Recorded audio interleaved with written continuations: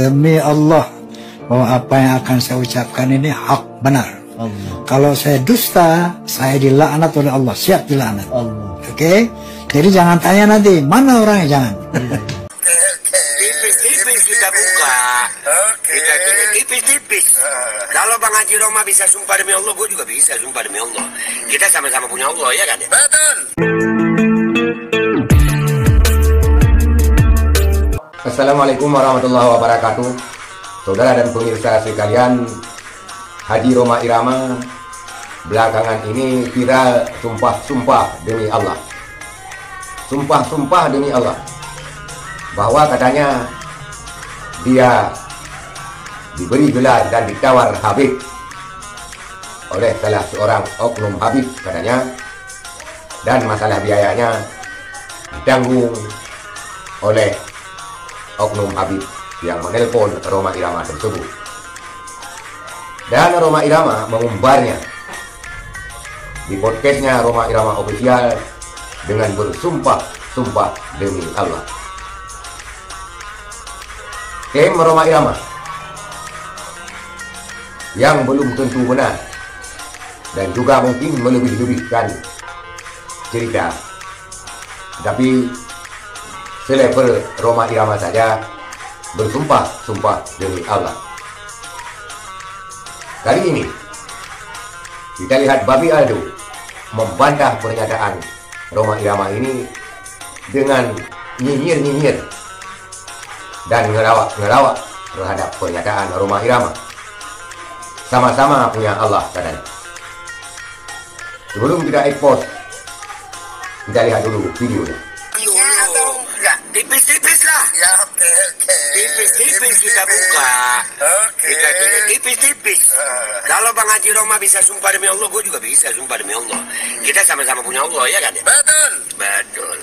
Jadi kejadiannya nggak begitu. Kejadiannya nggak begitu. Kejadiannya itu ada memang ya, dia merasa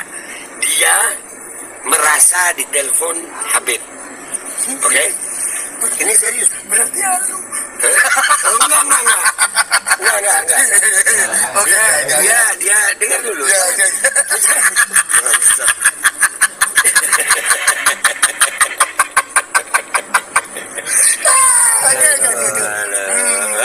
jadi kalau dia settingan keluarnya apa adanya. Oke, ini serius. Ini informasi satu, makanya gua berani bersumpah demi Allah. Dia merasa ditelepon sama satu orang Habib. Dan kita lagi selidiki itu nama. Iya, namanya ada. Ada. Jangan dibocorin sekarang, ntar bisa. Nggak seru. Ya, ntar ditelepon sama dia. Kan emang dia telepon itu. Gitu. Ntar ditelepon sama dia itu. Nah, di telepon itu dia merasa bahwasanya si Habib itu ngomong begitu. Seperti yang dia ceritakan di podcast. Dan sebetulnya itu kejadian yang dia merasa disuruh ke Robito itu udah berapa tahun. Yang berapa bulan lalu itu dia memastikan kepada si Habib itu. Dia memastikan kepada si Habib itu bahwasanya, sini kita telepon Habib itu gitu. Iya, dia telepon tuh Habib. Yang jadi masalah ini kalau Habib itu beda jawabannya, gue yakin disebut namanya. Jadi nggak disebut namanya. Dugaan gue kenapa nggak disebut namanya, karena nih Habib membantah.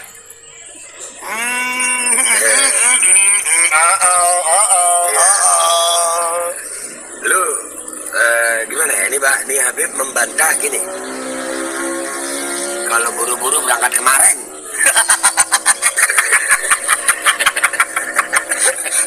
Ya guys, itu ada motor, suka begitu gitu. Kalian kalau jangan suka buru-buru gitu guys, ya nggak baik. Oke, lanjut ya. Lanjut. Ya. Jadi nih Habib bilang begini, nggak Bang Haji, demi Allah gua nggak ngomong begitu. Aneh nggak ngomong begitu. Gua nggak ngomong begitu. Jadi dia merasa, It's super quick, it lasts all day, and it's super light.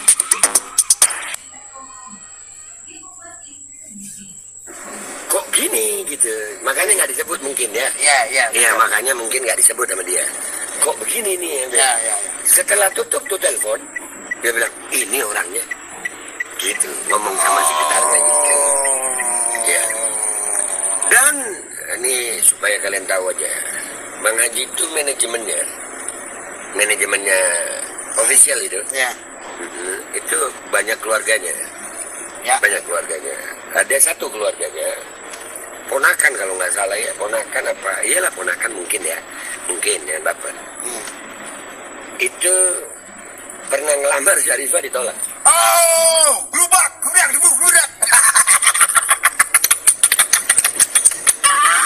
Iya. Ya, ada itu. Ya, mungkin ya, gua masih kata mungkin. Iya, Iya. ini baru kira-kira. Babe tahu dari mana? Oke ya, Babe tahu dari mana? Kan Ya. ya. Kan Syarifahnya keluarganya Baib ya kan? Betul.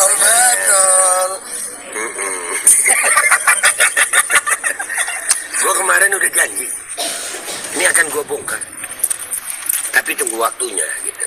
Nah sekarang dari lu nih, Tuan Omar. Ya, oke, Mr. Aldo. Ya, karena lu pakai topi juga kayak gue, beda topinya. Tapi lu topi Platino Sidin mau dilukis gue.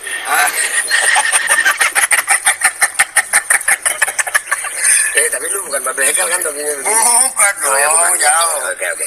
Jadi menurut lu gimana tanggapan lu? Tanggapan lu yang bagus. Tanggapan gue sih gini ya. Pertama, ketika orang berbicara tentang sesuatu, dia harus punya bayangan. Dia harus punya bukti. Membicarakan sesuatu, apalagi ini merugikan kelompok besar daripada warga negara Indonesia. Dia harus punya bayinah, dia harus pakai bukti yang jelas, yang nyata. Ketika tidak ada bayinah, itu namanya ngaku-ngaku atau menuduh. Nah, lihat, al-bayinah lil mudda'i. Buat orang yang menuduh, buat orang yang mengatakan sesuatu, dia harus punya buktinya. Sumpah itu wal yaminu liman ankara. Sumpah itu buat orang yang mengingkari, bukan orang yang mau nunjukin data. Data pakai sumpah. Data, sumpah itu buat kita. Misalnya kita dituduh, kita enggak, baru kita al yamin. Lu mah aduh, kebalik-balik. Oke. Udah gitu dulu. Gitu dulu. Nah sekarang gue mau nanya dikit lagi nih. Capek juga tangan gue megangin. Oke, gue pegang. Gak apa-apa jangan. Oke. Kan gue YouTuber rakyat jelata. Oke. Pernyataan Babe Aldo ini mengatakan bahwa apa yang disampaikan Haji Roma Irama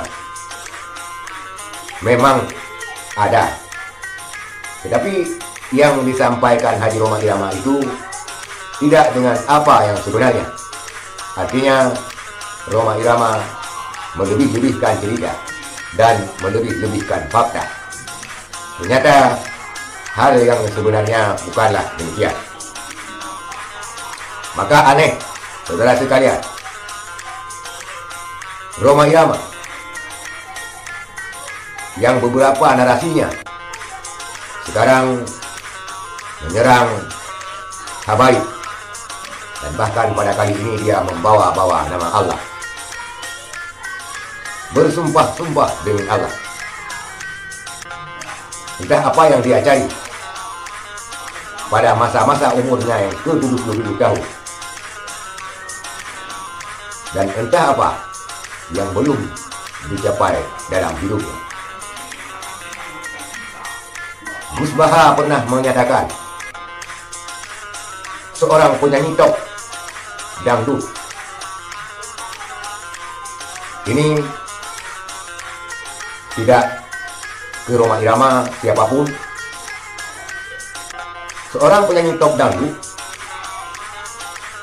yang berbicara masalah agama, sedangkan ia tidak pernah mengaji secara komprehensif dan kontinu tentang agama, maka jadilah sesat menyesatkan. Ketika pernyataan dan komplain